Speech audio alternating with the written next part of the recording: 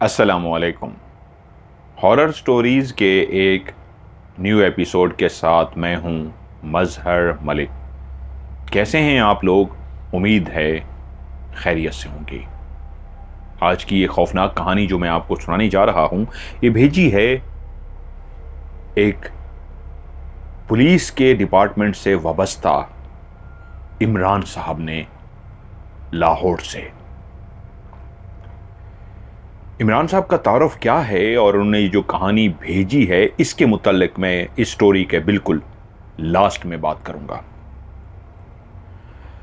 राहील फारूक एक ऐसा नौजवान जो ना सिर्फ शक्ल सूरत बल्कि उसका लिबास, उसका जिस्म, कोई भी दूर से देख के पहचान सकता था कि ये एलीट घराने से ताल्लुक़ रखता है, एक अमीर घराने से।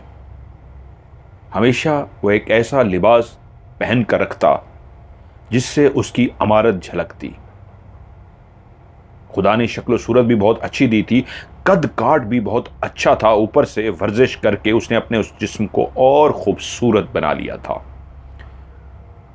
वो अपनी एक लग्जरी गाड़ी पे सवार, गाड़ी चलाता हुआ अपनी कोठी के अंदर दाखिल हुआ। उसने हारन बजाया तो चौकीदार ने जल्दी से दरवाजा खोला। वो अपनी मर्सिडीज सीधी घर के गैराज में जाके उसने खड़ी की। वो गाड़ी से नीचे उतरा और शान बेनियाजी से चलता हुआ अपने इंतहाई खूबसूरत बंगले के अंदर दाखिल हुआ, जो ना सिर्फ इंतहाई खूबसूरत था बल्कि कीमती सामान से सजा हुआ था। उसके सोफे, उसका कारपेट, उसका फर्नीचर, हर चीज बेइंतहा कीमती थी। वो अपने ऑफिस से पहुंचा था। इस घर में वो अपने मुलाजमों के साथ रहता था। माँ बाप बचपन में ही फौत हो गए थे, इसलिए अब सिर्फ कुछ दोस्त थे जिनके साथ उसका घूमना फिरना, वक्त गुजारना था, या फिर उसका कारोबार जिससे उसने इतना कमा लिया था कि आज जिंदगी की हर आसाइश उसके पास मौजूद थी।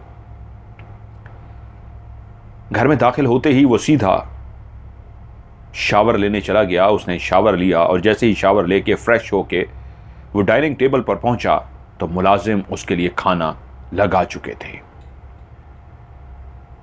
वो उस टेबल पे अकेला खाने के लिए बैठा था, लेकिन उसके सामने 3-4 इस तरह के खाने रखे गए कि मुलाजिम पूछते नहीं थे कि आज सर आपके लिए क्या पकाना है। वो उसकी पसंद की 3-4 चीज़ें पका कर सामने रख देते थे। उसमें से उसको जो अच्छा लगता वो उसको बैठ कर खाता। उसने खाना खाया, कुछ देर अपना पसंदीदा शोज देखे और उसके बाद सोने के लिए बेडरूम में चला गया। थोड़ी देर के बाद उसको नींद ने आकर घेर लिया और वो नींद की गहरी आगोश में चला गया।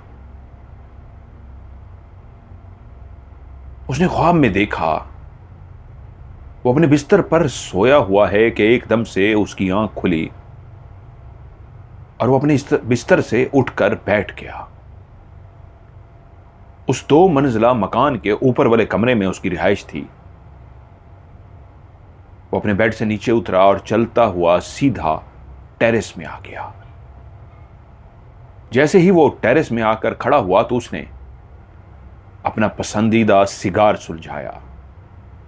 सिगार को सुलगाने के बाद टेरेस पे खड़े होके वो रात को उस जहां सारा इलाका, सारी कम्युनिटी, सोसाइटी सो रही थी, वो रात के उस पहर खड़ा सिगार पी रहा था। और तभी उसकी निगाह अपने टेरेस से नीचे उसके बहुत बड़े लॉन पर पड़ी, जहां पे उसके मनपसंद फूल ही फूल थे। दीवारों के साथ दरख्त लगे हुए थे, फलदार दरख्त, और उनके दरमियान में फूलों के बड़े बड़े पौधे लगे हुए थे।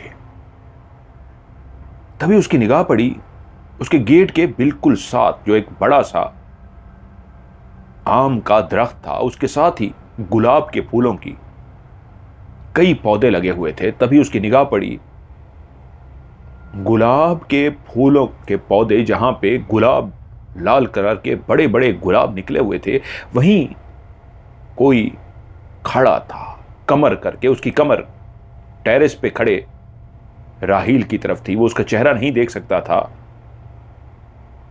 लेकिन वो इतना पहचान गया था कि जो भी इस वक्त मेरे लॉन के अंदर मौजूद है वो कोई मर्द नहीं, औरत है। चौकीदार इस वक्त सो चुका था। जब वो घर दाखिल हो जाता था तो चौकीदार सोने के लिए चला जाता था और सुबह उसके जाने से पहले वो उठ जाता था। तो वो जानता था चौकीदार तो इस वक्त गेट पे नहीं है, ना ही उसका कोई मिलने वाला या ना ही कोई रिश्तेदार इस वक्त घर आ सकता है। तो ये हसीना माजबीना कौन है? और तभी उसने देखा जो फूलों पे झुकी हुई थी वो मुड़ी, और जैसे ही उसने उसका चेहरा देखा वो एक ऐसे लिबास में मलफूज थी जो एक दुल्हन का लाल सुर्ख लिबास होता है, एक भारी भरकम लिबास। आजकल तो मुख्तलिफ कलर के दुल्हन के लिबास आ गए हैं, पहले सिर्फ एक लाल कलर का ही लिबास दुल्हन ज़ेब तन करती थी। लाल कलर का वो लिबास पहने लड़की जो दूसरी तरफ मुंह करके खड़ी थी, वो जैसे ही उसने अपना मुंह राहील फारूक की तरफ किया तो देखकर चौंक गया कि वो दुल्हन के लिबास में खड़ी है।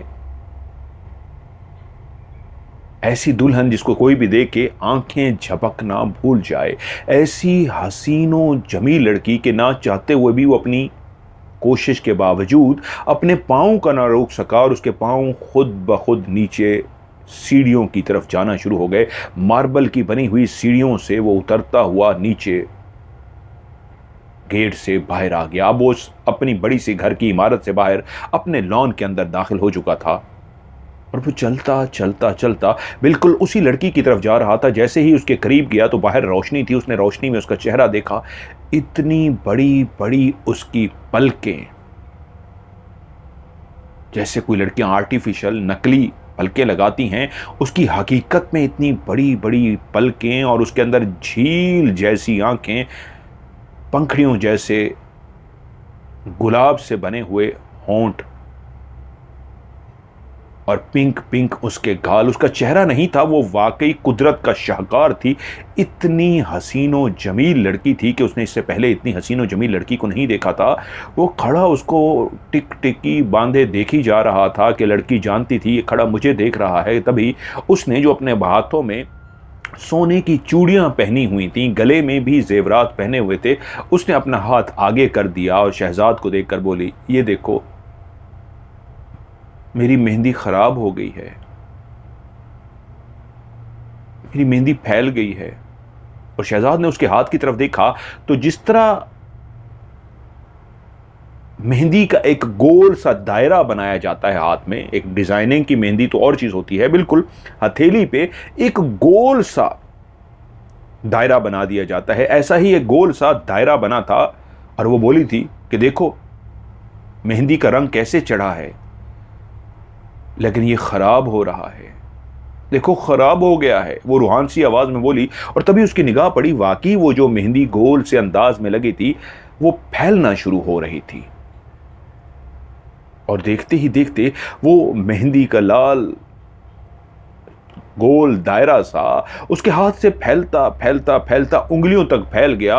और तभी उंगलियों से फैलता फैलता उसी की आंखों के सामने, जो उसने अपने हाथ अपने बाजू के अंदर मुख्तलिफ जेवरात के कंगन पहन रखे थे, वो लाल सुर्ख मेहंदी जैसे नजर आने वाला कलर फैलता जा रहा था। और तभी उसके हाथ से टिप टिप टिप के साथ वो कतरे भी नीचे गिरने शुरू हो गए उस घास के ऊपर जिसके ऊपर वो खड़ी हुई थी। वो मेहंदी का कलर नहीं था, उसके वजूद से निकलने वाला खून था, जो वो अब उसके बाजू पे फैलता जा रहा था। और वो जो उसकी खूबसूरती में, उसके शाहकार में खोया हुआ था, इस अंदाज में उसके वजूद पे खून को फैलते देख के उसके मुंह से एक चीख सी निकली और वो झटका मार के उठ गया। उसने जल्दी से साइड टेबल पे रखा हुआ जो लैंप था उसने रोशन किया। ये कैसा अजीबो गरीब ख्वाब था, बहुत ही भयानक, बहुत ही अजीब सा। उसके पूरे वजूद के ऊपर से अब खून टपक रहा था, उसके बाजू, उसकी टांगें, उसका चेहरा, उसका सर, पूरे वजूद से। वो परेशान हो गया।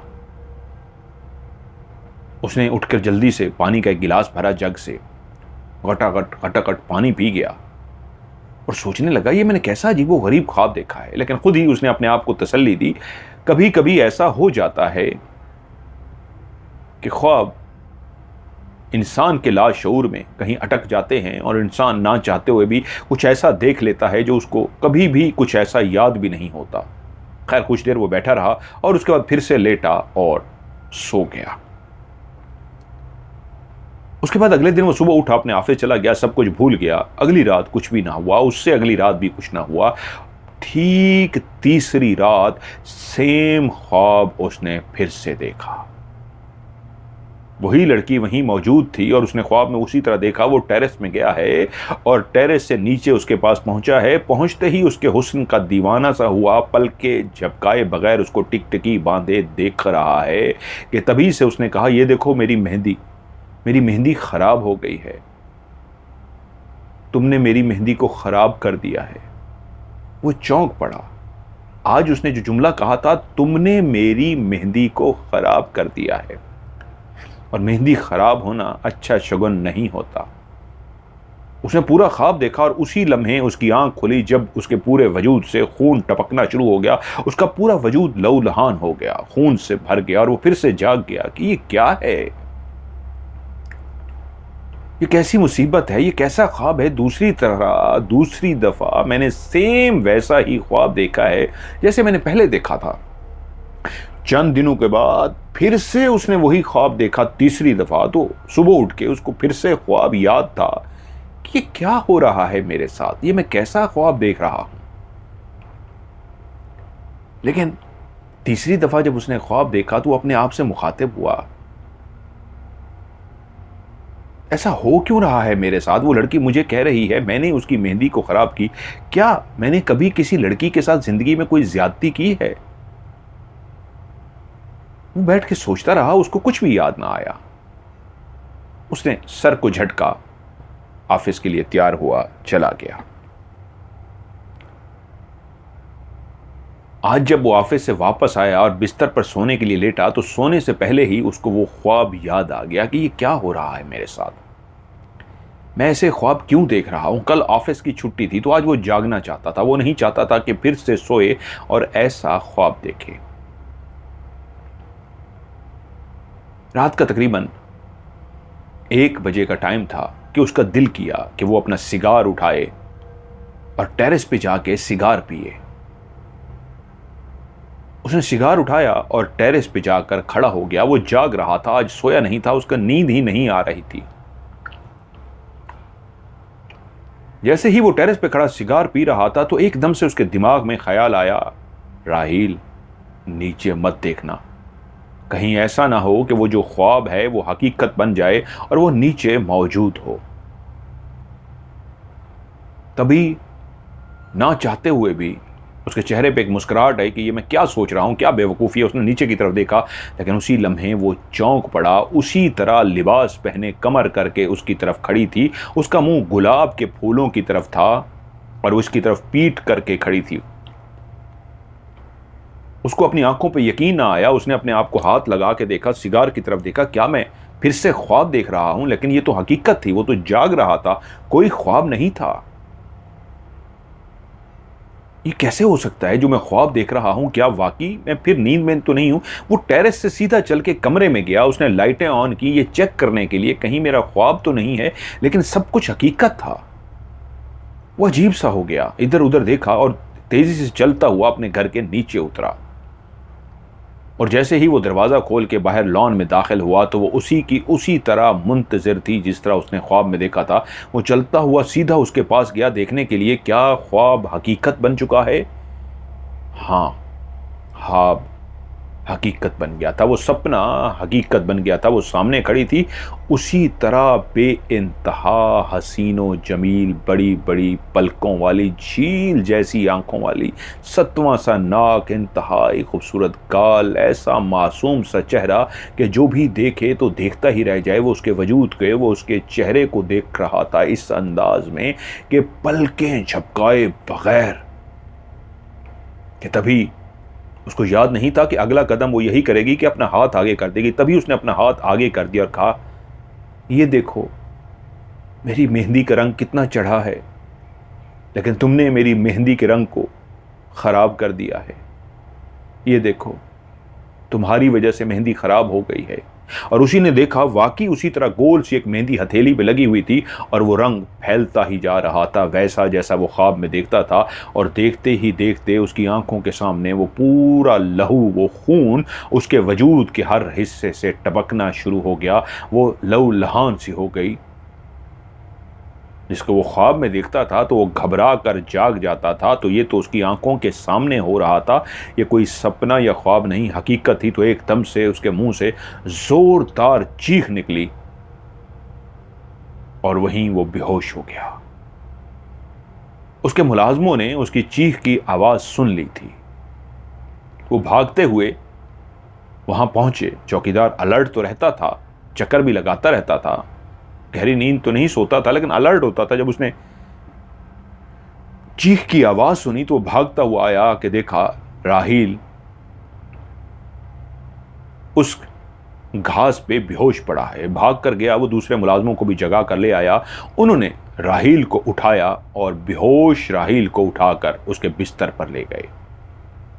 थोड़ी देर के बाद वो होश में आ गया और एकदम से परेशान हो गया। मुलाजिम उसके पास खड़े थे, फिक्रमंद नजर आ रहे थे। वो एकदम से उठ के बैठा और उनसे बोला, क्या हुआ है, तुम लोग यहाँ क्यों जमा हो? तो वो बोले, साहब जी आप नीचे बेहोश पड़े थे, हम आपको उठाकर लाए हैं, आपने चीख मारी है। क्या? और एकदम से उसको वो सब मंजर याद आ गए। उसने पानी का गिलास पिया और कहा, ठीक है अब तुम लोग जाओ, अब मैं ठीक हूं। एकदम से वो याद करने लगा, क्या मैंने जिंदगी में किसी लड़की के साथ बुरा किया है? उसकी जिंदगी में तो लड़की नाम की चीज ही नहीं आई थी। आज तक कोई लड़की के साथ उसको मोहब्बत नहीं हुई थी। उसकी बहुत सारी लड़कियां दोस्त बनी थी, लेकिन कारोबार, अभी वो बूढ़ा थोड़ा हुआ था, यंग था, जवान था। इस घर, गाड़ी, बंगला, कारोबार को बनाते बनाते उसने अपनी जिंदगी वक्फ कर दी थी।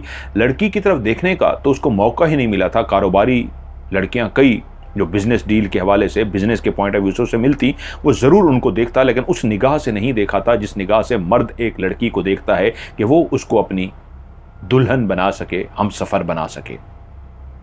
तो उसकी जिंदगी में तो लड़की नाम की कोई इस तरह की चीज नहीं थी। मैं कैसे किसी के साथ ज्यादती कर सकता हूं? मैंने तो कभी किसी के साथ ज्यादती नहीं की। वो काफी देर सोचता रहा और उसको पूरा माजी याद आ गया, कहीं पे कोई लड़की नहीं थी।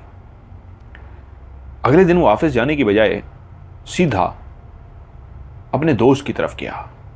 दोस्त कहीं गया हुआ था, वहां से वो सीधा ऑफिस गया, लेकिन उसका ऑफिस में भी दिल नहीं लग रहा था। वो ख्वाब जो रात हकीकत बन के उसके सामने आया था, बार बार बार बार उसके दिमाग पर सवार था। आज वो जल्दी ऑफिस से निकल गया। दोपहर का खाना उसने सोचा कि मैं किसी रेस्टोरेंट में खाता हूं, वरना वो अपने ऑफिस में मंगवा लेता था। उसने रेस्टोरेंट पे जाके खाना खाया और वहीं एक छोटा सा रेस्टोरेंट जहां पे चाय बहुत अच्छी मिलती थी,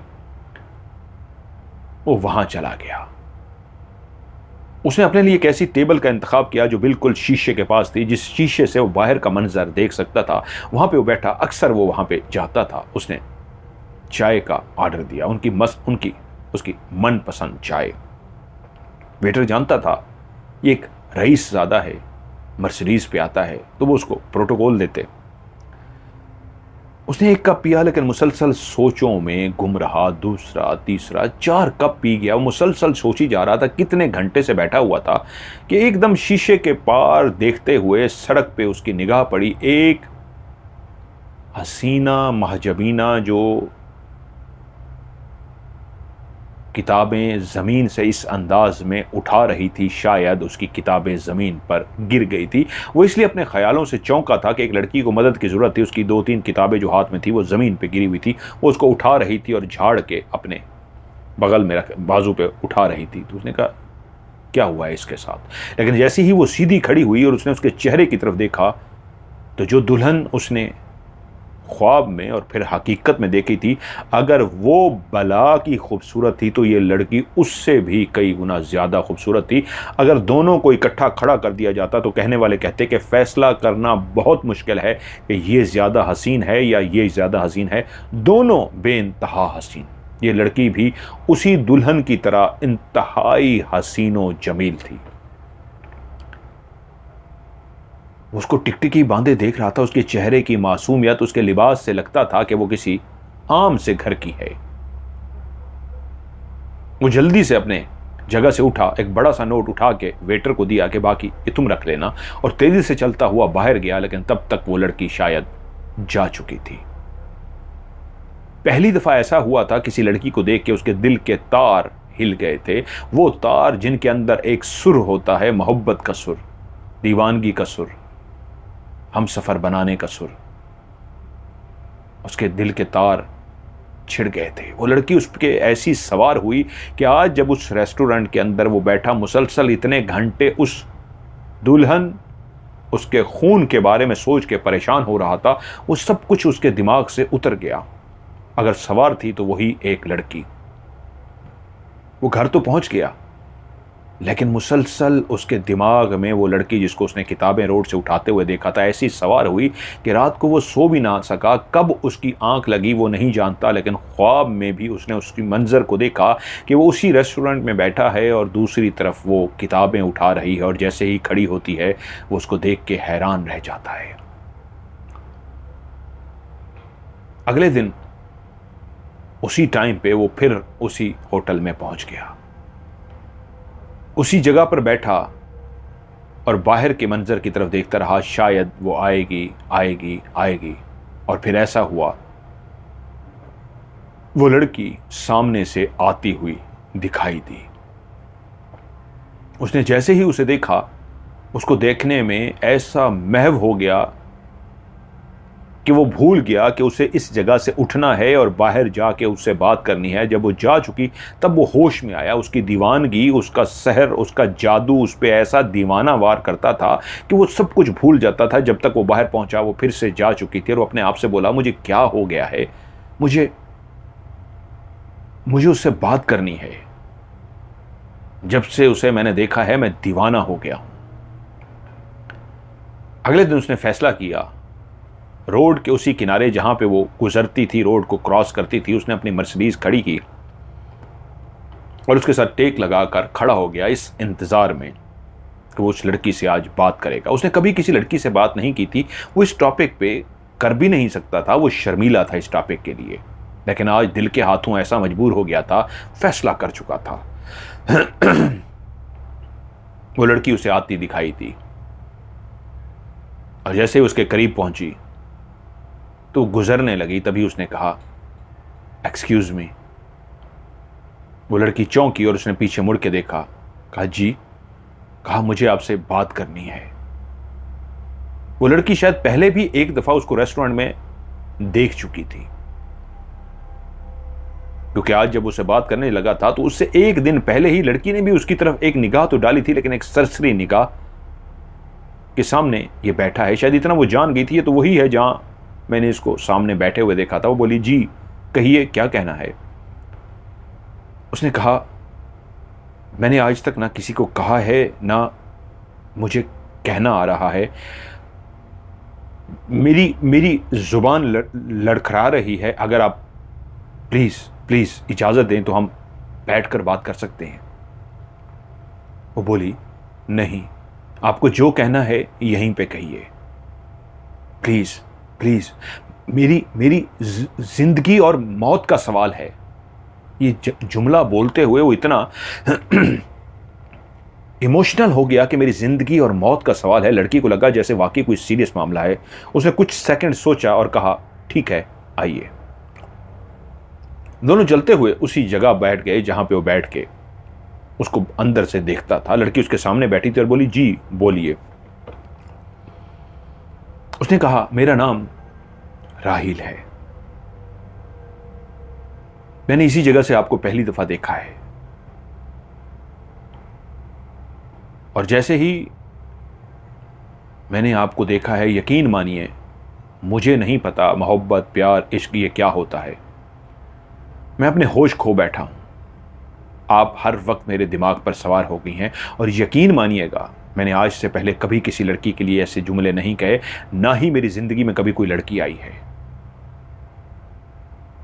ऐसी दीवानगी उस पर तारी हुई कि वो कहता गया और उसको ये तक एहसास ना रहा कि लड़की कब उठकर चली गई। वो बोले जा रहा था और एकदम से चौंका, वो जा चुकी थी। कब गई थी वो नहीं जानता था और यकीनन शायद वो ऐसी दीवानगी में चला गया था, बताते हुए ऐसा उस पे जादू सा एक सवार हो गया था कि अगले दिन वो लड़की फिर से वहां आई और वो अंदर ही बैठा हुआ था। लड़की ने उसको देखा, कुछ सेकंड कुछ सोचा और फिर चली गई। अब वो रोज वहीं बैठना शुरू हो गया। लड़की आती, उसको देखती और चली जाती। तकरीबन चौथा दिन था, लड़की अंदर दाखिल हो गई और अंदर दाखिल होकर उससे बोली, आपने उस दिन मुझे कहा, मैं जितना सुन पाई मैंने सुना और उसके बाद मैं उठकर चली गई। मैं आपसे सिर्फ इतना कहना चाहती हूं, मैं एक गरीब फैमिली से हूं और मैं नहीं चाहती मेरी मां मेरी वजह से किसी तकलीफ में आए। मेरे पीछे कई लड़के आए हैं। ये चेहरा मेरे लिए कई दफा परेशानी का बायस बना है। खुदा चेहरा दे देता है तो शायद नसीब भी अच्छे कर दे। घर में मैं और मेरी मां रहते हैं। मैंने अपने आप को हमेशा इस तरह बना के रखा कि कभी भी मेरी मां तक मेरी शिकायत ना पहुंचे। लेकिन उस दिन आपके जज्बात और आपकी बातों को जब सुना तो इससे पहले किसी ने भी इसी तरह जज्बात का इजहार नहीं किया था। मेरे लिए भी पहली दफा है कि मैं किसी से बात करने के लिए उसके सामने बैठी। मैं आज तक किसी के साथ इस तरह नहीं बैठी। वो पहला दिन था जब मैं आपके सामने बैठी। आप दीवानगी में बोलते गए, मुझे आपकी बातें सच लग रही थी लेकिन मैं ऐसी नहीं थी, इसलिए मैं उठ के चली गई। लेकिन इतने दिनों से मजबूर होकर मैं भी आ गई हूं। आप क्या चाहते हैं? राहील ने कहा, मैं इतना चाहता हूं अगर आप हां कर दें, मैं आपको अपना जीवन साथी बनाना चाहता हूं। वो बोली, राहील साहब आप बहुत अमीर हैं और मैं एक इंतहाई गरीब फैमिली से। ये जो स्टेटस होता है ना अमीर और गरीब का, ये बहुत रुकावटें खड़ी कर देता है। ये बहुत मुश्किल हो जाएगा आपके लिए भी। और मैंने अगर अपनी मां को राजी कर भी लिया तो हम जिस जगह पे रहते हैं और आप पीछे हट गए तो मैं मां को मुंह दिखाने के काबिल नहीं रहूंगी। वो जज्बात में बोला, यकीन करो मेरा, मैं जान दे सकता हूं, पीछे नहीं हट सकता। और फिर इस तरह एक बातों का सिलसिला शुरू हुआ। यूं ना सिर्फ मुलाकातों का सिलसिला शुरू हुआ बल्कि राहील और दूसरी तरफ हुमैरा अब एक दूसरे से जीने मरने के वादे कर चुके थे। राहील हुमैरा को बता चुका था कि उसके रिश्तेदार माने या ना माने वो उसी से शादी करके रहेगा, चाहे कुछ भी हो जाए।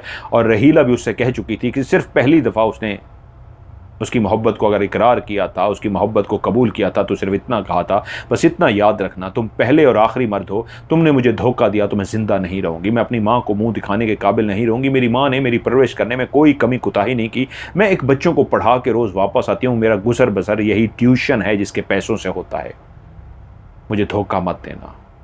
और राहील उसे वादा कर चुका था, मैं जान दे सकता हूं तुम्हें धोखा नहीं दूंगा। अब इन दोनों के मुलाकातों के जो सिलसिले थे, यहां तक के राहील के माँ बाप तो थे नहीं, उसके जो रिश्तेदार थे उन सब से उसने कह दिया कि वो शादी करना चाहता है। वो जो करीबी रिश्तेदार थे, जब उनको पता लगा कि लड़की एक इंतहाई गरीब फैमिली से है तो उन्होंने इनकार कर दिया। तो वो जानते थे कि ये जिद का पक्का है। उन्होंने कहा ठीक है, आप लोग नहीं शामिल होना चाहेंगे तो मैं खुद से कर लूंगा। वो उसकी जिद के आगे मान गए। यूं राहील का रिश्ता हुमैरा के घर गया। हुमैरा की मां ने उस रिश्ते को कबूल कर लिया। हुमैरा अपनी मां को राजी कर चुकी थी और फैसला यही हुआ था कि धूमधाम से शादी नहीं होगी, सादगी से होगी। और ये हुमैरा लोगों की ख्वाहिश थी। वो हुमैरा को पैसा देना चाहता था, सब कुछ देना चाहता था कि आप लोग पूरा भरपूर एहतमाम करें। लेकिन हुमैरा और उसकी मां ने कहा था नहीं, वो अपने पैसों से जो कर सकते हैं वैसा करेंगे। मां ने बेटी के लिए जो जेवर बना कर रखा था वो उस जेवर के साथ, अरूसी लिबास के साथ अपनी बेटी को रुखसत करना चाहती थी। गली के अंदर, मोहल्ले के अंदर पता लग गया था कि इस गली की जो हसीन व जमील लड़की हुमैरा है, उसकी शादी होने लगी है एक अमीर कबीर लड़के से। सब जहां हुमैरा की मां को मुबारकबाद देते कि आपके तो नसीब खुल गए, इतने बड़ी लड़के से आपकी शादी हुई है, बेटे की शादी होने जा रही है, उधर उस गली, उस मोहल्ले और उस गुरबत के जो एक अपने असूल कायदे होते हैं, उस हिसाब से हुमैरा ने राहील को कह दिया था, क्योंकि अब हमारी मंगनी हो चुकी है, जब तक शादी नहीं हो सकती, हमारे यहाँ यही कायदा कानून है, लड़की और लड़का मिलते भी नहीं है, बात भी नहीं करते, हमारी 1.5 महीने बाद शादी होगी तो फिर मैं दुल्हन बन के तुम्हारे घर आ जाऊंगी, इस दौरान हम मिलेंगे नहीं, तुम्हें कोई भी काम होगा तो अम्मी से आके बात कर लेना। वो तो ऐसा दीवाना हो चुका था कि उसकी पूरी तवज्जो कारोबार से हट चुकी थी, हर चीज से हट चुकी थी। वो तो सोते हुए भी ख्वाब सिर्फ हुमैरा के देख रहा था, वो जो दुल्हन का ख्वाब देखता था वो भी खत्म हो चुका था। जिस दुल्हन को उसने हकीकत में देखा था वो उसको भी भूल चुका था। लेकिन 1.5 महीने की दूरी ने उसको तो तोड़ के रख दिया। जब 15-20 दिन गुजरे तो उसकी हालत मरने वाली हो गई, जैसे उसको खून ही ना हो, एक जिंदा लाश सा लग रहा हो, उदास सा, शेव बढ़ाई हुई, और यहां तक कि कारोबार से भी उसकी तवज्जो हटती गई। इन दिनों में बड़े बड़े कुछ फैसले करने थे कारोबार के, वो भी उस पर तवज्जो ना कर सका और बेइंतहा उसको नुकसान हो गया, बहुत बड़ा नुकसान। लेकिन उसको किसी चीज की फिक्र नहीं थी, वो बेचैन था कि दिन जल्दी से खत्म हो और वो दुल्हन बन के उसके घर आए। 1 महीना गुजर चुका था, अभी 15 दिन अभी भी बाकी थे। उसका अच्छा खासा नुकसान हो चुका था, उसको कोई होश नहीं था, वो घर पड़ा रहता, दफ्तर जाता ही नहीं था, वो हर वक्त हुमैरा को याद करता रहता। हुमैरा उसके दिमाग पे ऐसी सवार हो गई थी कि एक दिन उसको खबर मिली, हुमैरा के घर चोर घुस आए थे। उधर हुमैरा की मां की आंख खुल गई। उसने देखा जो बेटी की शादी के लिए उसने जेवरात बना रखे थे और मोहल्ले में इधर उधर फैल गया था कि इनकी शादी किसी अमीर कबीर के घर में हो रही है, तो चोरों को या जो भी डाकू थे उनको भी पता लग गया था कि इनके पास बड़ा माल आया होगा, बड़ा आया होगा पैसा, इसलिए वो चोरी के घर में तो घुस गए। लेकिन हुमैरा की मां जाग गई और उसने जैसे ही चोर को देखा, वो शोर मचाने के लिए जैसे ही अपने बिस्तर से उठी, लेकिन वो शायद पहले ही देख चुका था कि ये औरत जाग गई है। उसी लम्हे उसने हुमैरा की मां के ऊपर गोली चला दी। हुमैरा की मां को गोली क्या लगी कि सोई हुई हुमैरा भी उठ गई कि वो चीखती। उसने फौरी तौर पे और 2 गोलियां चला दी। एक गोली हुमैरा के पसलियों में लगी और एक गोली उसके सर को छूती हुई गुजर गई। और जब तक मोहल्ले वाले अंदर पहुंचे तो हुमैरा की मां मर चुकी थी और हुमैरा बेहोश थी। मोहल्ले वाले उन दोनों को जल्दी से मां बेटी को अस्पताल लेकर गए तो डॉक्टर ने बताया मां तो मर चुकी है, बेटी इंतहाई सीरियस हालत में है। डॉक्टरों ने फौरी तौर पे उनकी ट्रीटमेंट शुरू कर दी। उधर जब यह खबर राहील को पहुंची तो वो दीवाना वार अस्पताल पहुंचा और ये देख के पागल सा हो गया कि वो इंतहाई खतरे की हालत में थी। गोली तो निकाल ली गई थी लेकिन अभी भी उसकी हालत बहुत सीरियस थी। वो तो उसकी जुदाई में ऐसा दीवाना और पागल सा हो गया था, वो तो इसको इस हालत में देख ही नहीं सकता था कि वो अंदर जब दाखिल हुआ उस रूम के अंदर जहाँ पे वो लेटी हुई थी, वो रोना शुरू हो गया और उसके हाथ को पकड़ के उसने कहा, अगर तुम्हें कुछ हुआ तो मैं भी तुम्हारे साथ मरूंगा। मैंने जीने मरने की तुम्हारे साथ कस्में खाई हैं, मरेंगे तो साथ, जिएंगे तो साथ। उसी लम्हे उस बेहोश हुमैरा ने अपना हाथ उससे छुड़ा लिया और वो एकदम से चौंक गया। क्या हुमैरा ने मुझसे अपना हाथ क्यों छुड़ाया? कि उसी लम्हे वो जो बेहोश हुमैरा बिस्तर पर लेटी थी वो उठकर बैठ गई और उसने अपनी आंखें खोली और कहा, तूने मेरी मेहंदी को खराब कर दिया था, तेरी वजह से मेरी हाथों की मेहंदी बर्बाद हो गई और तू ख्वाब देख रहा है शादी के। मैं कभी तेरी शादी नहीं होने दूंगी, मैं तुझे बर्बाद कर दूंगी। और उसी लफ्ज़ को, उस लहजे को वो 1 सेकंड से भी पहले समझ गया। तो ये तो वही लहजा था, ये वही लफ्ज़ थे जो दुल्हन उसके लॉन में आती थी और उससे कहती थी। ये आवाज़ हुमैरा की नहीं थी, उसी दुल्हन की थी, और वो कह रही थी मैं तुझे बर्बाद कर दूंगी, मैं तुझे छोड़ूंगी नहीं। और उसी लम्हे उस वजूद के अंदर, जो हुमैरा का वजूद था, वो एक दुल्हन बाहर निकली, उसके वजूद के अंदर से दुल्हन बाहर निकली और उठकर सामने खड़ी हो गई और कहा, तू मुझे भूल गया? मैं तो कब से इंतज़ार में थी, मैं तेरा तमाशा देखना चाहती थी, तुझे तड़पता देखना चाहती थी, मैं तो इस वक्त का कब से बेचैनी से इंतज़ार कर रही थी। अब तो देख मैं तेरे साथ करती क्या हूँ। माँ मर गई, इसकी बचेगी ये भी नहीं। और उसके साथ ही वो दीवार के आर पार चली गई। उधर उसने हुमैरा की तरफ देखा, वो अभी तक नीचे बेहोश पड़ी हुई थी, उसी तरह बिस्तर पर लेटी हुई थी।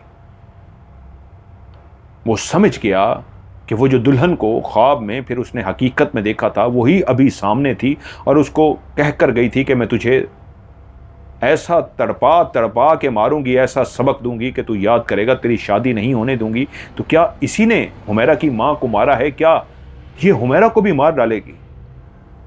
वो कुछ देर वहां पे मौजूद रहा और वहां से जब बाहर निकला तो परेशान था। तभी उसको एक अपना दोस्त याद आया। उसने उसे फौरी तौर पे कॉल की। वो बोला, राहील किधर है तू यार? तेरा कोई अता पता नहीं, मैं कब से तुझे फोन पे फोन कर रहा हूं, तुझसे बात ही नहीं हो पा रही। सब खैरियत है ना? यार ये बातें बाद में कर, मुझे तेरी हेल्प चाहिए। हाँ बोल, तू कहाँ है अभी? मैं अपने, तू बोल तू चाहता क्या? उसने कहा मुझे अभी पिक कर ले। उसने कहा मैं आ रहा। वो सीधा अस्पताल पहुंचा, उसने राहील को पिक किया और रास्ते में ही राहील उससे बोला, यार तू किसी ऐसे शख्स को जानता है जो नेक हो, जो अमलियात जानता हो, जो आमिल हो, जो पीर हो, जो फ़कीर हो, जो कुछ इस तरह की बातें जानता हो? हैं भाई, खैर है ना? क्या हुआ है तुझे? ये तू और इस तरह की बातें कर रहा है? उसने कहा हाँ, मुझे प्लीज़ उसकी मदद चाहिए। उसने कहा हाँ, मैं एक बंदे को जानता हूँ, वो बहुत ही नेक शख्स हैं। करना क्या है? उसने कहा वहीं चलते हैं। दोस्त उसको हाजी उस्मान साहब के पास लेकर पहुंचा। सफ़ेद दाढ़ी, इंतहाई नफीस से इंसान, दोनों को बैठने के लिए कहा और कहा कैसे आना हुआ। राहील ने शुरू से लेकर एंड तक सारी बात उनको बता दी कि कैसे उसने ख्वाब देखा, कैसे वो दुल्हन उसके सामने आई, क्या वो जुमले कहती थी, और उसके बाद कैसे उस लड़की से मिला जो उसकी अब बीवी बनने वाली थी, और उसके घर में ये हुआ है कि माँ उसकी मर गई है और वो मौत की कश्मकश में है, और वो उसको कह के गई है कि मैंने माँ को तो मार दिया है, बचेगी अब ये भी नहीं। तो उसी दुल्हन ने हुमैरा की माँ को मारा है और हुमैरा की जान भी खतरे में है, मेरी मदद कीजिए। वो बोले परेशान मत हो, चलो हम अस्पताल चलते हैं। हाजी उस्मान साहब के साथ वो अस्पताल आ गए। हाजी उस्मान साहब जैसे ही हुमैरा के बिस्तर के करीब पहुंचे, उसके सर पे हाथ रखा, उसके माथे पे हाथ रखा, कुछ पढ़ते रहे और कहा, बरखुरदार तुम सही कह रहे हो, इसका वजूद जकड़ा हुआ है, ये किसी के कब्जे में है, वो तुम्हारा वहम नहीं है, हकीकत में इसके वजूद पे किसी ने कब्जा कर रखा है। लेकिन परेशान मत हो, दरवाज़ा अच्छी तरीके बंद कर दो, मैं देखता हूं मैं क्या कर सकता हूं। अब कमरे में राहील, उसका दोस्त और हाजी उस्मान साहब मौजूद थे।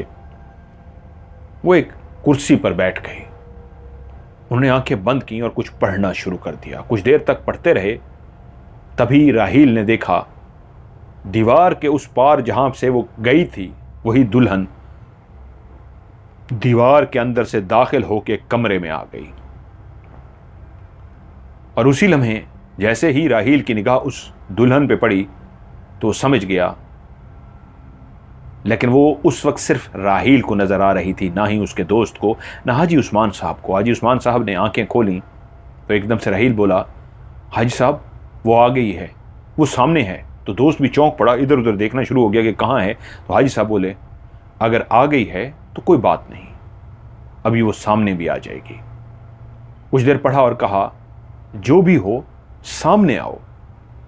वो जिस जगह पे खड़ी थी उसने 2 कदम उठाए, 1 2, और रहील रुक गई। और रहील का दोस्त भी चौंक गया, उसको भी नजर आ गई थी। और हाजी साहब मुतमईन अंदाज में उसको देख के बोले बेटी कौन हो तुम और क्यों तंग कर रही हो इसे?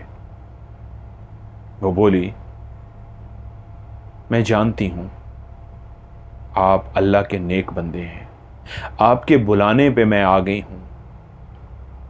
बस आपको इतना कहूंगी, मैं इसको बर्बाद कर दूंगी, मैं इसे नहीं छोड़ूंगी, मैं इसे कभी माफ नहीं करूंगी। मेरे हाथों की मेहंदी इसने खराब की है, मेरे माथों की मेहंदी इसी की वजह से फैली है, मैं इसको कैसे माफ कर दूं? मैं अपना बदला लेकर रहूंगी। मैं आपका एहतराम करती हूं, दिल से एहतराम करती हूं, लेकिन आपके आगे हाथ जोड़ती हूं, मेरे रास्ते में मत आइएगा, मुझे कुछ ऐसा करने पे मजबूर मत कीजिएगा जो आपके लिए भी तकलीफ का बायस बने। इस महबूबा को मैं तड़पा तड़पा कर मारूंगी, इसकी मां को भी मैंने मार दिया है। इसको तो एंड पे मैं ऐसी सजा दूंगी, ये याद रखेगा। अब मुझे जाना है, मुझे इजाजत दीजिए।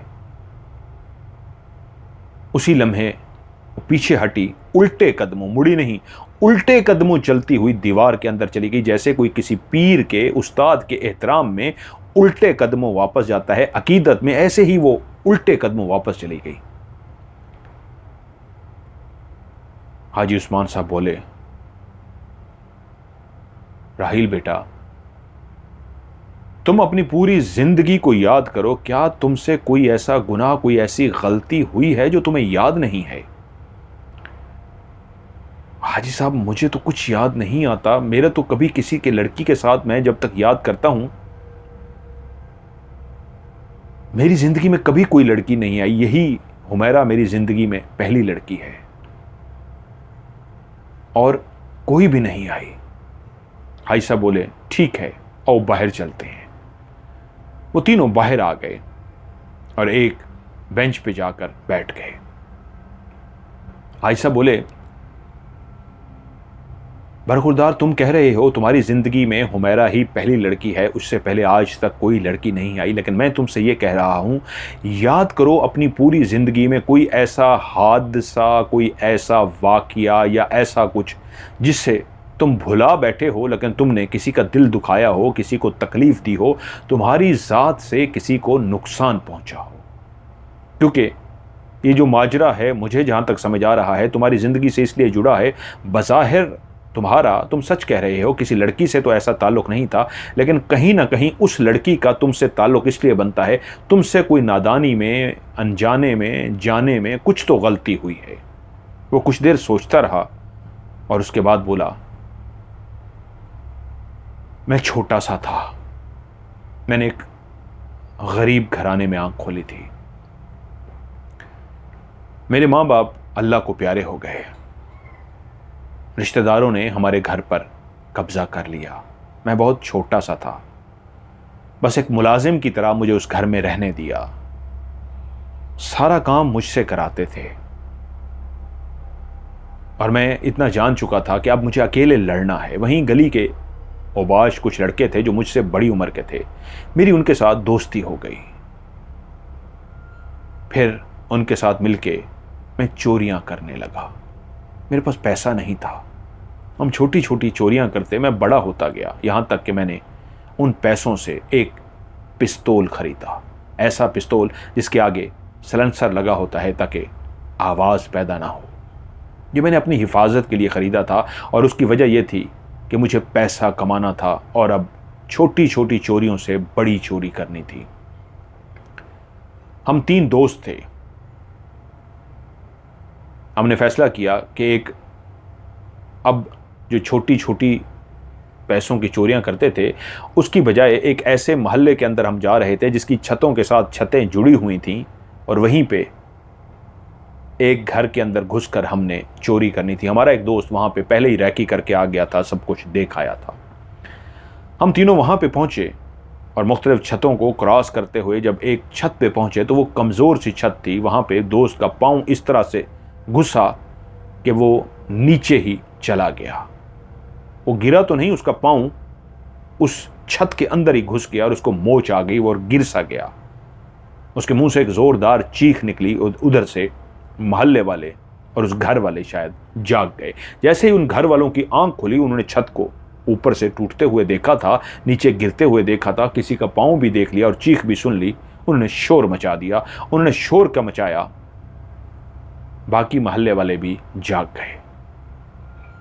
एक दोस्त ने उसी को पकड़ लिया, सहारा दे के उठाने की कोशिश की। उसके पाँव में मोच आ चुकी थी। मैंने तेजी से दौड़ना शुरू कर दिया। मैं छतों को फलांगता फलांगता फलांगता इतना दूर चला गया कि अब मुझे कोई टेंशन नहीं थी। मैं घर की छत के ऊपर आकर इस अंदाज में गिर सा गया कि मैं हाँप रहा था। उधर मोहल्ले वालों ने जब सारे उठ गए तो उन दोनों दोस्तों को पकड़ लिया और मुझे आवाज़ें दूर से ही आ गई थी कि वो पकड़े गए हैं। मैं बहुत डरा हुआ था और उसी लम्हे कुछ सांस बहाल हुई तो मैं भागा कि वो पकड़े गए हैं, मैं पकड़ा ना जाऊं। मैंने वो पिस्तौल अपने हाथ में पकड़ लिया और जैसे ही मैं दूसरी छत की तरफ जाने लगा तो उसी लम्हे सीढ़ियों से कोई ऊपर चढ़ा। जैसे ही कोई सीढ़ियों से ऊपर चढ़ा तो मैं समझ गया कि मैं भी पकड़ा जाने लगा हूं। मैं शदीद डर गया। मैंने हाथ में पकड़ा हुआ जो पिस्तौल था वो इस अंदाज में पकड़ लिया कि अगर मुझे किसी ने पकड़ने की कोशिश की तो अपने बचाव के लिए गोली चला दूंगा। लेकिन जैसे ही मैं करीब पहुंचा तो वो एक औरत थी। मैंने जैसे ही देखा वो औरत है, इससे पहले कि वो चीख मारती और लोगों को वहां पे जमा करती, मेरे ऊपर इतना खौफ सवार हो गया था, मैंने गोली चला दी। और जैसे ही मैंने गोली चलाई तो वो चीख तो ना मार सकी, वो लोगों को बुला तो ना सकी, मेरी गोली उसके लिए काफ़ी थी। लेकिन मैं फिर दौड़ता रहा, दौड़ते दौड़ते वहाँ से भाग गया। मैं बच गया था लेकिन अपने घर से निकल गया, कहीं पकड़ा न जाऊं, क्योंकि मेरे दोनों दोस्त पकड़े गए थे। मैं काफ़ी अरसा छुपता रहा, लेकिन फिर मैंने बहुत मेहनत की, बहुत कुछ किया। चोरी दिमाग से निकाल दी कि नहीं, चोरी मेरे बस का काम नहीं है। फिर मैंने दिन रात मेहनत की कि मुझे अमीर होना है। मैंने बहुत रातें भूख से काटी। बहुत सारे लोगों ने मारा, बहुत सारे लोगों ने उजरत तक न दी, काम करवाया और धक्के देकर निकाल दिया। लेकिन मैं करता रहा कि जुनून था, मुझे अमीर बनना है। और आखिरकार एक वक्त ऐसा आ गया कि मैं अमीर बन गया। मेरे पास दुनिया जहान की सारी आसाइशें आ गईं। और तभी मेरे साथ ये वाक़या हुआ है। सिवाय उस वाक़ये के, उस औरत पे जो मैंने गोली चलाई थी, मैंने और कभी ज़िंदगी में कुछ नहीं किया, वो भी बचपन में। और आज इतनी उम्र हो गई है, मैं शादी तक इसलिए नहीं कर सका कि लड़की की तरफ देखा ही नहीं था। एक लड़की की तरफ देखा, उसको चाहा, तो उसके साथ ये हो गया। हाजी उस्मान साहब बोले, मैं समझ गया हूँ, तुम अब एक काम करो, उसी घर जाओ, उसी मोहल्ले के उसी घर जाओ और हालात पता करके आओ। कल हम दोबारा इस टॉपिक पे बात करेंगे। वो सीधा रवाना हुआ। उसको वो मोहल्ला, वो घर, वो सब याद था। और वो अंदाजे से घर के करीब पहुंचा तो उसको अंदाज़ा हुआ कि यही वो घर है जहां ऐसा हुआ था। उसने दरवाज़ा खटखटाया काफ़ी देर तक, लेकिन ताला पड़ा हुआ था उस घर में। साथ वाले दरवाजे का काफ़ी देर तक दरवाज़ा खटखटाया तो एक औरत बाहर आई। उसने सलाम दुआ करके पूछा कि ये साथ वाले कहाँ गए हैं। उसने नीचे से ऊपर तक देखा। एक अमीर कबीर शख्स जो एक महंगे सूट में था। वो बोली, आप कौन हैं और क्यों पूछ रहे हैं? उसने कहा, मुझे उनकी कुछ मदद करनी है, मैं उनकी मदद करने के लिए आया हूँ। वो बोली, रुकिए। वो उनको लेकर अंदर चली गई, अपने ड्राइंग रूम में बिठाया, चाय पिलाई और कहा, क्या आप इनके बारे में कुछ नहीं जानते? उसने कहा, नहीं। तो वो बोली, इस घर में गजाला और उसकी माँ खदीजा रहती थी। गजाला बहुत हसीनो जमील लड़की थी। इतनी हसीनो जमील पूरे मोहल्ले में कोई लड़की नहीं थी। उसकी शादी होने वाली थी। उस रात उसके हाथों पर मेहंदी लगी थी। सुबह उसकी बारात थी, उसने दुल्हन बनना था।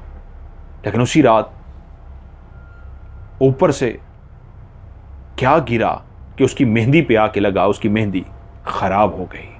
और जैसे ही उसकी मेहंदी पे कुछ आके लगा, उसकी मेहंदी खराब हुई, वो डर गई। मेहंदी का खराब होना बुरा शुगन माना जाता है, बुरा माना जाता है। कि उसी लम्हे उसको एक आवाज सी आई छत की तरफ से।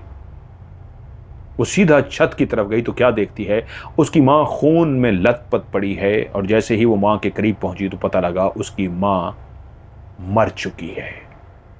किसी ने उसकी माँ को गोली मार दी थी।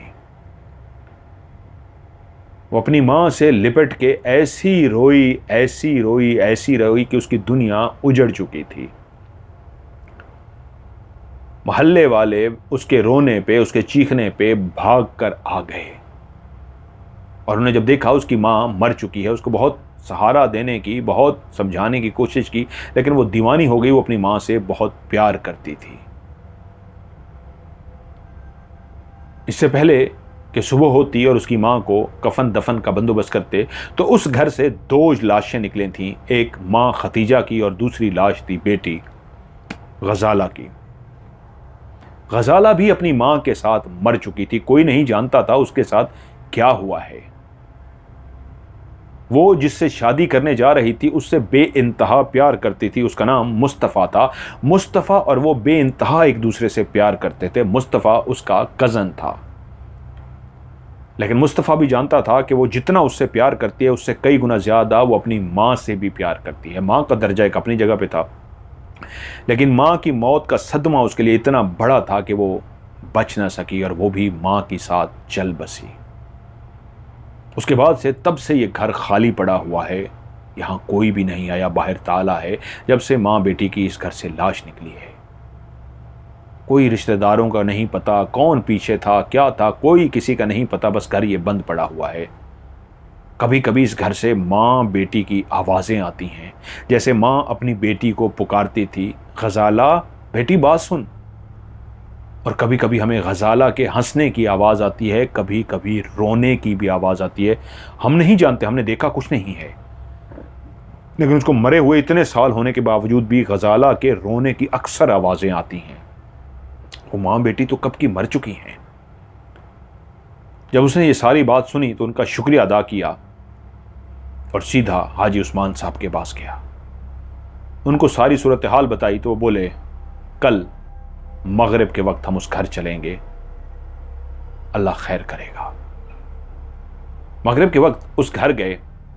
अब घर तो बाहर ताला था। हमसायों से पूछा गया कि हमें इस घर के अंदर जाना है। हाजी उस्मान साहब ने अपना तारुफ कराया और उनको बताया, वो भी एक असर रसूख वाले थे, कि जिसकी रोने की आवाज़ आती है यकीनन उसकी आत्मा, उसकी रूह, उसका हमजाद बेचैन है। इसलिए हम चाहते हैं उस घर के अंदर कुछ पढ़ाई करें। तो साथ वालों ने मदद की, उनको ताला खोल कर दिया गया। अंदर राहील और हाजी उस्मान साहब दाखिल हुए। जैसे ही वो अंदर गए, हाजी उस्मान साहब उस घर के सहन के फर्श के ऊपर बैठ गए और कुछ पढ़ना शुरू हो गए। जैसे ही वो पढ़ते रहे, थोड़ी ही देर के बाद बिल्कुल एक धुआं सा बना और धुआं सा बनते ही सामने एक चेहरा, एक वजूद, दुल्हन का लिबास पहने हुए गजाला सामने खड़ी थी। आज उसकी आंखें गुस्से में लाल सुर्ख थीं। उस दिन जब वो अस्पताल के उस कमरे में आई थी उसकी आंखें नॉर्मल थी, आज उसकी आंखें गुस्से से भरी हुई थी, लाल सुर्ख। वो जैसे ही सामने आके खड़ी हुई ऐसा लगता था आज वो नहीं छोड़ेगी। और वो आते ही बोली, आज वो दिन आ गया जब मैं तुझसे इंतकाम लेकर रहूंगी। तुझे पता चल गया ना, तूने ही मेरी माँ को मारा था और इस मेहंदी के कलर को तूने ख़राब किया था। मैं तो कलर को लगते ही जैसे मेरी मेहंदी ख़राब हुई थी मैं समझ गई थी कि यह बुरा शुगन है, लेकिन मैं क्या जानती थी कि मेरी माँ को ही तूने मार डाला। तूने मेरी दुनिया को उजाड़ डाला। मैं और मुस्तफ़ा शादी करने लगे थे, ऐसे ही प्यार करते थे जैसे तू हुमैरा को प्यार करता है। मुस्तफ़ा भी ऐसे ही मुझे प्यार करता था, ऐसे दीवानगी की हद तक प्यार करता था। मैं भी उसे ऐसे ही प्यार करती थी, लेकिन तूने मेरी मां को मार डाला। मेरी दुनिया उजड़ गई और मैं अपनी मां के बगैर कैसे अपने प्यार के साथ रहती। मेरी मां मर चुकी थी और मैं शादियां करती और मैं अपने प्यार के साथ वक्त गुजारती। मुझसे बर्दाश्त ही ना हुआ, मैं मर गई। लेकिन मैं मरी नहीं। जब मैं मरी तो मैं सबको देख रही थी, मेरा वजूद मर चुका है, मैं खड़ी देख रही थी। तभी मुझे पता लगा मट्टी का बना वजूद मर गया है, मेरी आत्मा, मेरा हमजाद तो जिंदा है। और बदले की आग मेरे अंदर जल रही थी। मैं मुस्तफ़ा को रोते हुए देख रही थी, पाकियों को रोते हुए देख रही थी। मैं कितना तड़पी होंगी।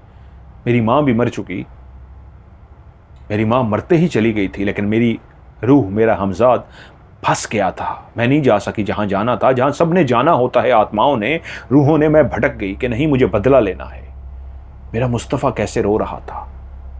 मैं चाहती उसी वक्त तुझे मार देती, लेकिन मैंने फैसला किया तुझे तड़पा तड़पा के मारूंगी। देख, तेरा कारोबार मैंने ख़त्म कर दिया। तू अमीर कबीर से गरीब हो चुका है। और मेरी माँ को मारा था, मैंने तेरी सास को मार दिया। अब रह गई तेरी महबूबा, वो हुमैरा, उसी तरह उसको तड़पा तड़पा के मारूंगी। और फिर उसके बाद तुझे, पहले तुझे पता लगे तू उससे 1 महीना मिल नहीं सका और तूने अपने कारोबार पे भी तवज्जो नहीं दी, अमीर से गरीब हो गया। तू उसकी मोहब्बत में ऐसा तड़पता रहा। तू अब सोच, ना मैं उसको जीने दूंगी ना उसको मरने दूंगी। तू कितना तड़पेगा, लेकिन तुझे मारूंगी नहीं, एंड पे तुझे मारूंगी। वो गुस्से में लाल सुर्ख हो रही थी और हाजी उस्मान साहब की तरफ एक देख के बोली, हाजी साहब आज आप बीच में नहीं आएंगे। जान चुके ना, इस जालिम ने मेरी माँ को मारा है, मेरी मेहंदी को तबाह किया है, 2 घरों को इसने तबाह नहीं किया, तीसरे मुस्तफ़ा को भी इसने दीवाना बना दिया है। मैंने इसे नहीं छोड़ना। उसी लम्हे हाजी उस्मान बोले, बेटी मुझे ये बात पता लग गई है, कल इसने मुझे बता दिया था। आज मैं इसलिए तेरे पास आया हूं, इसका मकसद मारना नहीं था।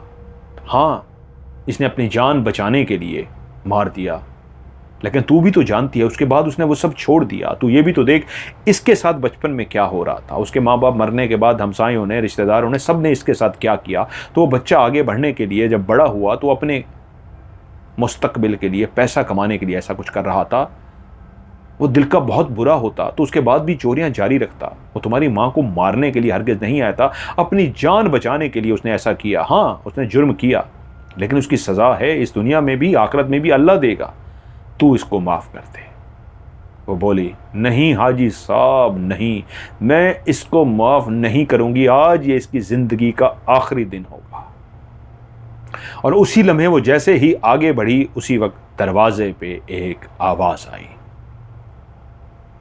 कौन है अंदर? वो सारे चौंक पड़े और वो आगे बढ़ती हुई गजाला भी रुक गई। तभी सबने देखा एक फकीर सा, जिसकी दाढ़ी बहुत बड़ी हुई थी, उलझी हुई बाड़ी, सर के बाल बहुत बड़े थे, कपड़े फटे हुए से था, एक दरवेश फकीर सा खड़ा था। और जैसे ही गजाला ने उसे देखा तो कहा, मुस्तफ़ा, मुस्तफ़ा। और मुस्तफ़ा ने भी उस आवाज़ को सुन लिया, लेकिन वो गजाला को देख नहीं पा रहा था। जल्दी से अंदर दाखिल हुआ और इधर उधर देखते हुए बोला, ये तो गजाला की आवाज़ है। गजाला, कहाँ हो तुम?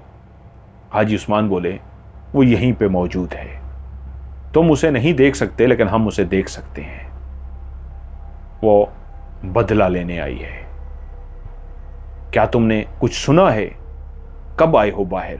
उसने कहा, मैंने बाहर खड़े होके बहुत कुछ सुन लिया है, लेकिन देख नहीं सका। तो ये है वो जिसने गजाला की माँ को मारा था, जिसने मेरे घर को उजाड़ दिया, मेरी बीवी को मुझसे छीन लिया।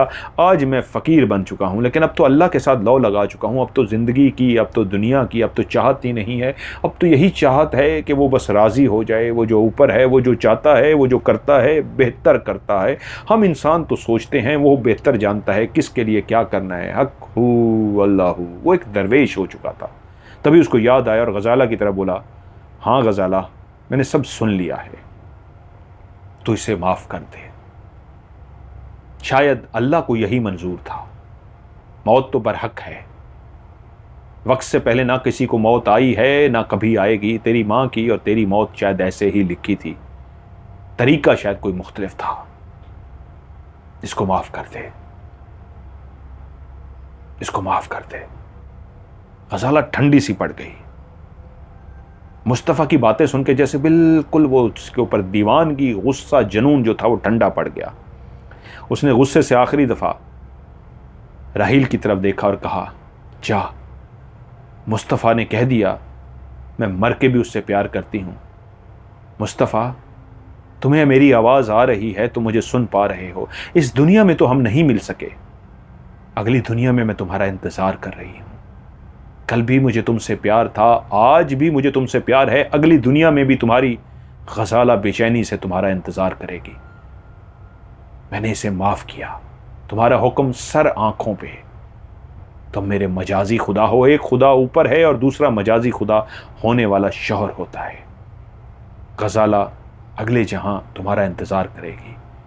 अलविदा, अलविदा, उसने कहा और वो वहीं से गायब हो गई। और वहीं खड़े हुए मुस्तफ़ा ने, जो एक फ़कीर था, बुज़ुर्ग हो चुका था, उसने कहा, दाढ़ी मूछें मतलब बढ़ा ली थी, उसने कहा, जाओ, अल्लाह तुम्हें हिदायत दे, कफ़ारा अदा करो। उधर से उस्मान साहब और राहील उस घर से निकले। अस्पताल से उनको पता लगा हुमैरा की तबीयत जो ख़तरे में थी अब वो बेहतरी की तरफ आना शुरू हो गई है। वो दिन रात उसके पास बैठा रहा। जब वो बेहतर हो गई, उसने आंखें खोल दी तो उसने देखा कई दिनों से राहील उसके पास बैठा है। उसकी दाढ़ी बढ़ चुकी है, उसकी हालत ख़राब हो चुकी है। वो जान चुकी थी कि उसकी दीवानगो जैसी हालत हो चुकी है। रहीला ने, गज़ाला ने, हुमैरा ने अपनी आंखें खोलने के बाद जब पता लगा माँ इस दुनिया में नहीं है, तो वो बहुत रोई, लेकिन वो उसको देखभाल करने और सहारा देने के लिए हर वक्त उसके साथ मौजूद रहा। कुछ दिनों पहले ही उसको ये भी पता लग चुका था कि राहील बिजनेस में बहुत बड़ा नुकसान उठा चुका है। वो बहुत अमीर कबीर से, थोड़े बहुत तो पैसे रही कहते गरीब हो चुका है। तो उसने उसको पैगाम पहुंचवाया था, मैंने तुम्हारी दौलत से प्यार नहीं किया, तुम सड़क पे भी आ गए तो मैं तब भी तुमसे शादी करूंगी, तुम्हें जुबान दे चुकी हूं, मैंने तुम्हारी दौलत से शादी नहीं की थी। ये उसने अस्पताल आने से पहले उससे कहा था। और अब जब उसके हाथ पकड़ के बैठा था तो उससे बोला, हुमैरा, तुमसे कुछ कहना है। तुम्हारी मोहब्बत में महीना में तुमसे नहीं मिल चुका तो मेरा कारोबार, हर चीज़ से इतनी तवज्जो हट गई कि मैं दौलतमंद से गरीब हो गया। लेकिन तुमने पैगाम पहुंचाया कि हुमैरा ने तुम्हारी दौलत से शादी नहीं की, तुमसे शादी की है। तुम गरीब भी हो जाए तो वो तुमसे शादी करेगी। आज मैं तुमसे खुद कुछ मांगना चाहता हूं, क्या मुझे दोगी? वो बोली, मेरे पास तो बचा ही कुछ नहीं, मां चली गई और क्या है मेरे पास देने को? तो उसने उसे कहा, मुझे कफारा अदा करना है, मुझे अपने उस जुर्म को कबूल करना है और कानून उसकी जो भी मुझे सजा देगा उस सजा को पाना है।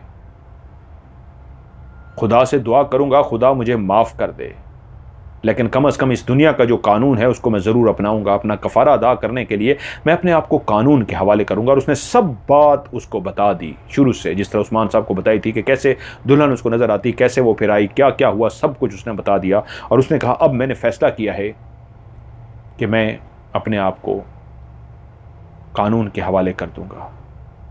उसके बाद कानून जो भी मेरे लिए फ़ैसला करे, तुम, मेरी जो भी दौलत बच गई है वो तुम्हारी है, तुम शादी कर लेना। वो कुछ देर देखती रही और उसको मुस्कुरा के बोली,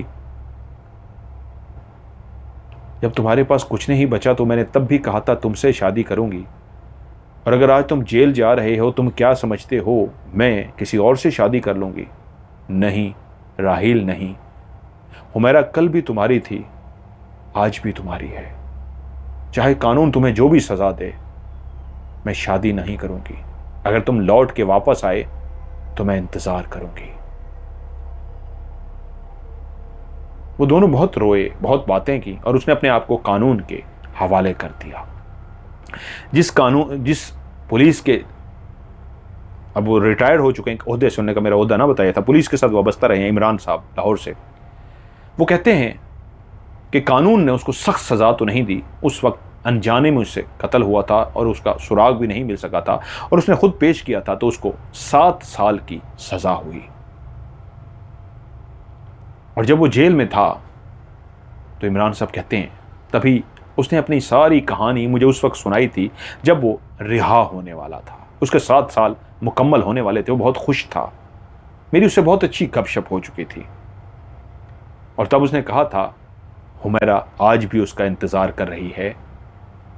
हुमैरा न सिर्फ उसका आज भी इंतज़ार कर रही है, बल्कि उसने शादी नहीं की थी। वो उससे पहले से भी ज़्यादा मोहब्बत करती थी और हमेशा उससे मिलने के लिए आती थी। और जब वो रिहा होकर बाहर गया तो उसका वो जो कारोबार बिल्कुल ख़त्म हो चुका था। उसके कहने पे ना सिर्फ हुमैरा ने उससे वादा किया था, उसको संभाला था, बल्कि फिर से उसको उसी तरह ऊपर लाकर खड़ा कर दिया था। उस पढ़ी लिखी लड़की ने, पढ़ी लिखी थी, ट्यूशन पढ़ाती थी, कि वो जो गरीब सा हो गया था, उसने उसके कारोबार को उठा के फिर उन 7 सालों में उसको अमीर बना दिया था। उसने उसके कारोबार को ऐसा संभाला था।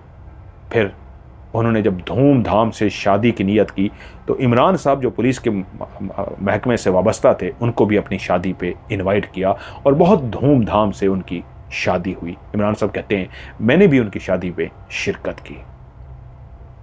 और यूं मैं वापस आ गया, अपनी ज़िंदगी गुजारता रहा। लेकिन अब रिटायर हो चुका हूँ, बहुत वक्त हो चुका है, तो आज वो सारी कहानी जो मुझे उसने सुनाई थी, जिसका फर्जी नाम राहील रखा गया, दिल किया कि लोगों को भी सुनाऊं, तो ये कहानी आप लोगों के हवाले कर दी।